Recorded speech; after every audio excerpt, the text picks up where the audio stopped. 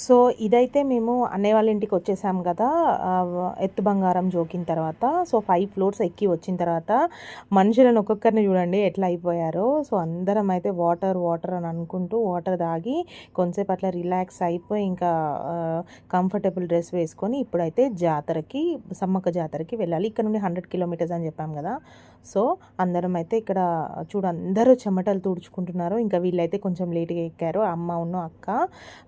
So మేమైతే ఆలోపు అక్కడి అన్నీ అయితే అన్నయ్య, వదినను, బావ వాళ్ళు సర్దుతున్నారు.